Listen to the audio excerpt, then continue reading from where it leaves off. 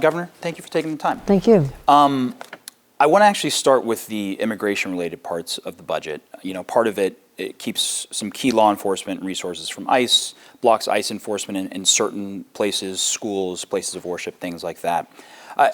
Obviously, there has been some criticism on the Republican side of things, but I just wonder from your perspective, are there any state resources that you believe should be helping in the federal immigration enforcement efforts from this administration? Well, let me step back a little bit here on why we had to do this in the first place. ICE is out of control under Donald Trump. And to make sure that I could protect New Yorkers as well as keep our communities safe, I had to take some dramatic steps in this year's budget, which I'll be signing, very soon. I think we have a nation-leading approach to how to deal with ICE. Number one, you'd mentioned law enforcement. We will always work with law enforcement, with all the resources we have, to assist in the removal, detention of people who are committing real crimes, serious offenders. We are not a sanctuary for criminals. I can assure you that, despite the Republican talking points. What we are saying is that local police should be focused on solving and preventing local crimes. That's their job. ICE is an $85 billion agency. They have the resources to do their civil enforcement. Do not be attempting to deputize our local police, which I have funded at great levels to keep our communities safe, making them do ICE's jobs. So I'll work on the worst of the worst, the baddest of the bad, which is all Donald Trump said he'd go after. Everybody believed that. It was a lie. But now I'm saying let me use my local resources to keep our communities safe, to be able to respond to a fire, a car accident, retail theft, homicide, domestic violence. I don't want our local police doing ICE's job, and that's what the foundation of what we're doing here is. And when you say, go after, let's keep it to the quote-unquote worst of the worst, for example, are there places where you believe the state of New York should be helping on that front? If you have a court order, a warrant for someone's arrest, evidence of a crime committed, yes. That is not changing. Now, again, you're not going to hear that from the Republican side of the aisle. That's not the narrative they want. But that is the common sense approach that I'm using to keep immigrant communities and residents here safer. And my number one job as governor of the state of New York is to keep people safe. So local crimes, local cops, they go over here. You need us to assist with a serious criminal. But I'll also tell you this, ICE will take away someone who's committed a crime. The local district attorneys actually want them prosecuted. If someone committed a homicide in New York, I don't know that it's a good idea to send them off to their home country, and maybe they're going to come back again. Maybe we want them to have our system of justice used here so the victims get the justice they deserve, to make sure that someone who perpetrated a crime is treated accordingly. So I just think that ICE has a limited role. It has been widely abused, and not just in Minneapolis, but in everyday occurrences, people just going to their court appearance.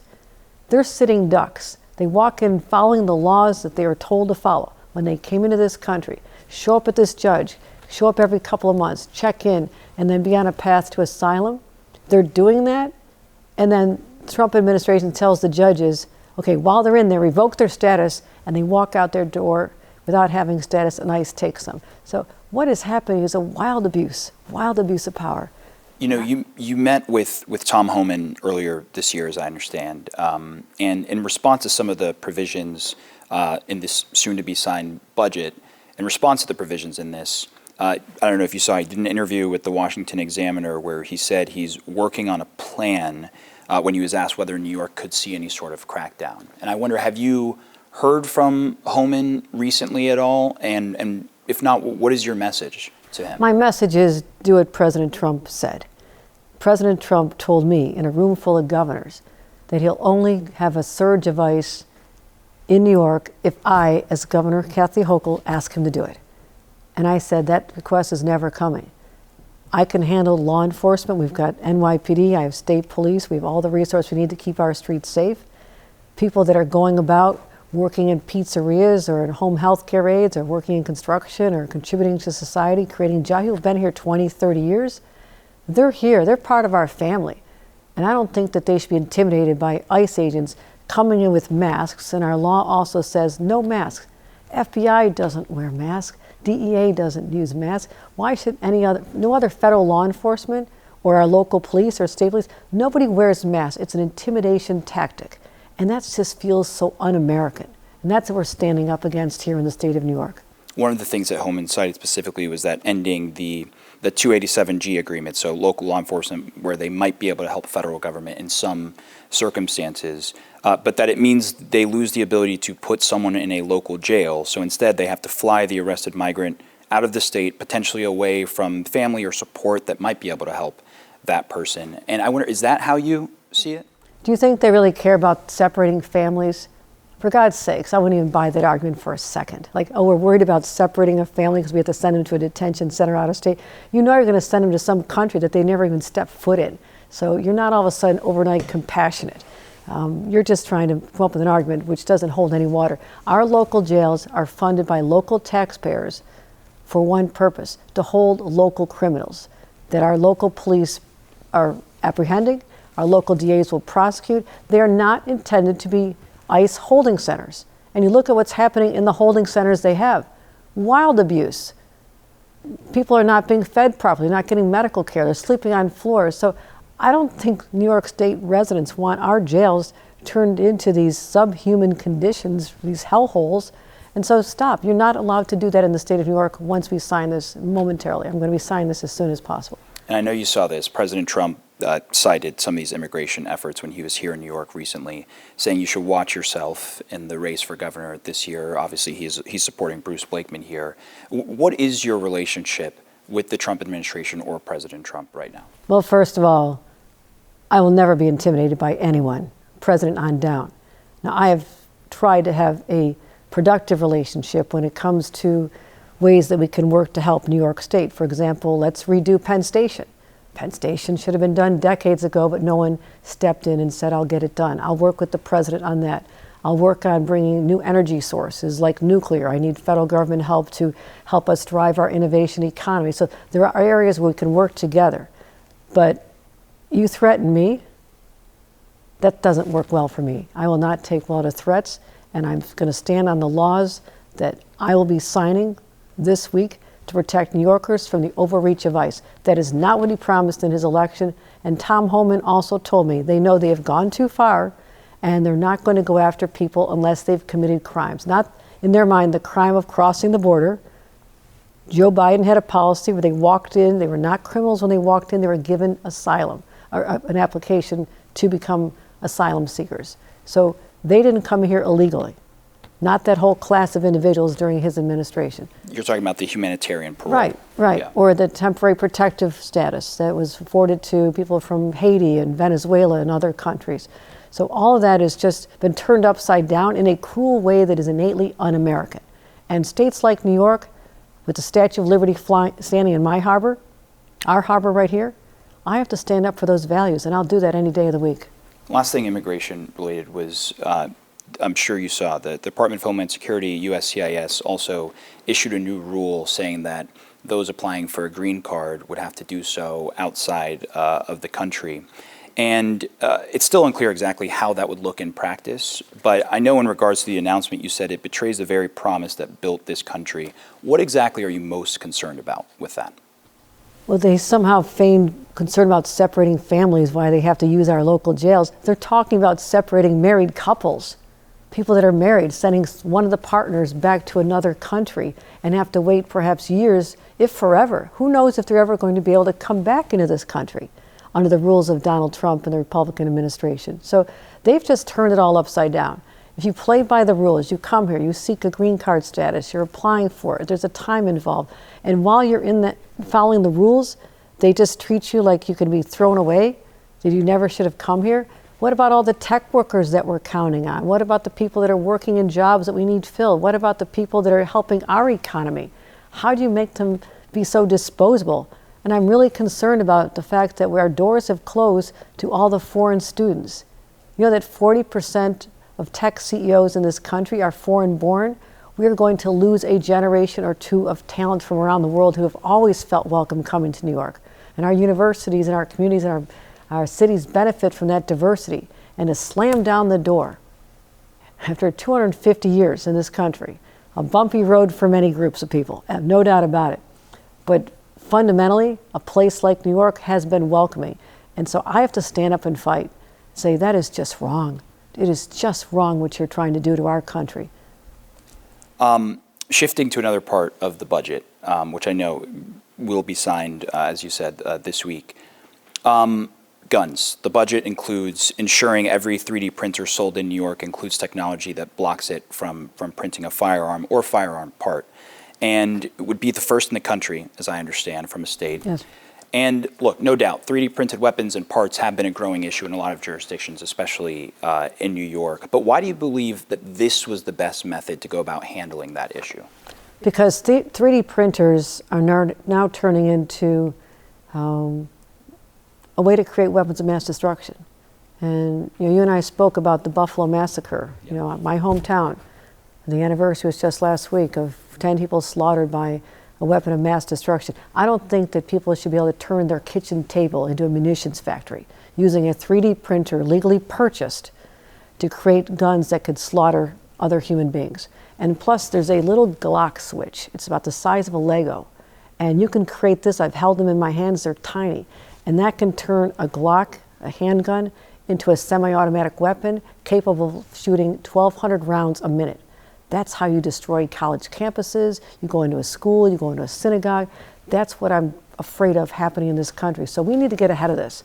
I have worked long and hard for the last 4 years to drive crime down. We have the lowest homicide rate in our state in decades. We're the third lowest number of homicide deaths in the nation. I mean, we have four homicides per 100,000 in New York State. You know what it is in Texas? It's 14.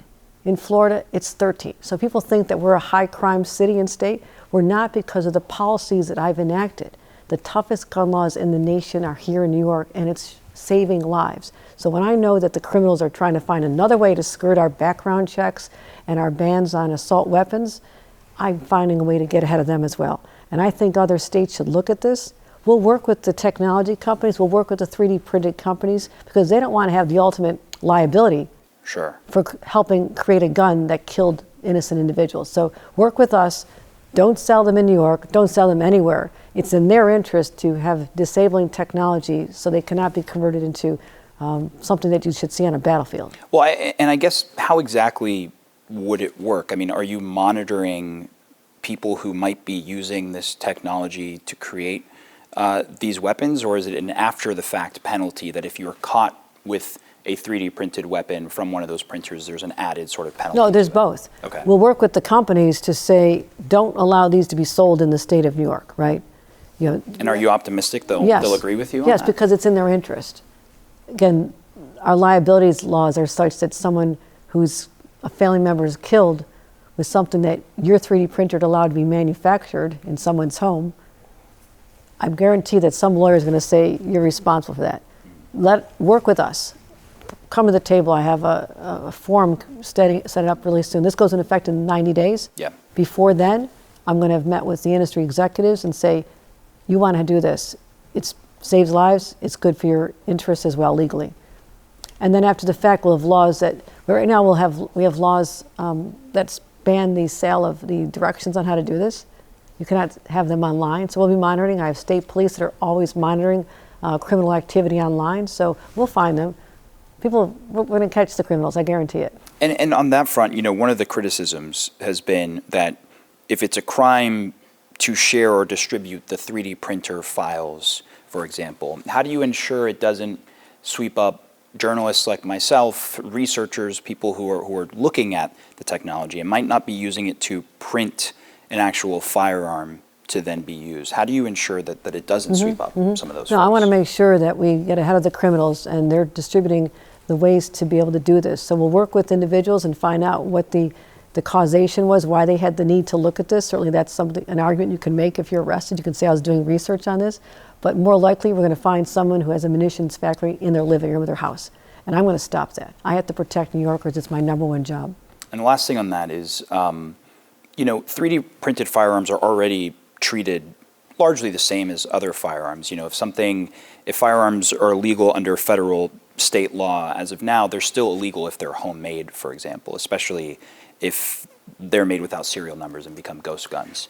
How are you able to enforce this any differently than you would just typical, maybe automatic weapon that was found in someone's home? Well, right now, you cannot have that automatic weapon in someone's home. Yeah, of course. And after so how this be enforced differently is what I'm saying. I'm going to prevent the creation of the guns. Yeah.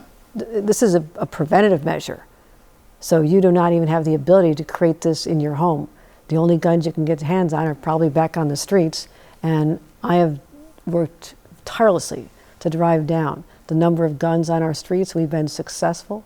I've spent $3 billion on law enforcement, mostly to stop homicides and shootings. And our number, since I became governor, shootings and homicides are down about 60%. That's real progress from looking at laws, putting money, resources where they need to go to protect communities, and making sure there's coordination. I actually started something to break up the iron pipeline, that we were getting most of our guns. We don't manufacture guns in New York. Anything that you see on the streets of New York are manufactured elsewhere. So the whole iron pipeline up 95, I started a consortium with all the adjoining states to help share information and data tracking and weapons tracking that was never there before. And so we're stopping the iron pipeline from bringing those weapons of death into our state. And it's, like I said, when you have the third lowest homicide rate by guns in America, something's working. And last thing, also budget related. Look, there's a lot of attention on Mayor Mamdani closing the budget gap, as he announced in New York City, but a lot of that came from infusion of state funds for city programs, childcare, and more. Look, there were a lot of people that wondered how you two would be able to work together initially when he was elected. What is your relationship with Mayor Mamdani now, and why did you believe these state infusions were so important? Because I also represent 8.5 million New York City residents. They're my constituents as well.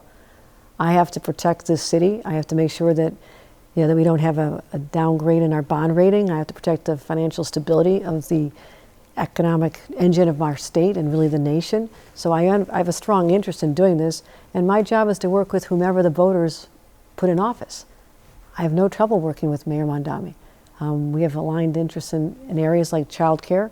Also, he needed help stabilizing the finances. He didn't create this dynamic. He inherited a huge deficit. And I am picking up some of the costs. For example, the child care that I've been fighting for years to do statewide universal child care. We'll get there. But also just some of the burden that had been put on the city in the past by my predecessor, perhaps more as a punitive way. I lifted some of the extra costs of dealing with the subway system and others. And I'm also continuing to help fund police, again, focus on public safety. I'm covering the cost of police officers overtime in the city of New York, $77 million, again, in my budget this year. What that has done is drive down crime on the subways to, again, historic lows. So I want to just create this sense of security that people have in the city, going to their jobs, living their lives, and working with the mayor to make that happen. He needs to be successful. I know that. He needs to be successful in accomplishing some of the goals that I believe in, but also stabilizing our city's finances and giving people a sense of security that this is a safe place to live and work.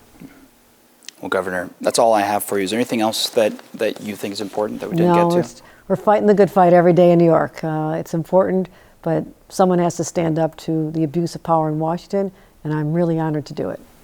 Governor, thank you for taking the time. Really appreciate it. Thank you.